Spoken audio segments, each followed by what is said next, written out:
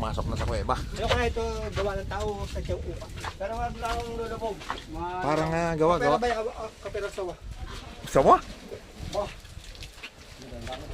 May tawi na kaya? Hindi daw. Wala, nandiyan lang tayo. Ah, hindi. Papasok lang. Titignan lang natin yung ano. Hindi lang. Huwag lang umano daw dyan. Kasi ang ano. Okay, malagdag ha. Oo nga, huwag lang yung magkano. Huwag mo daw ano, masyadong ano. Ayun, hindi ko lang pitsura, no. Yan.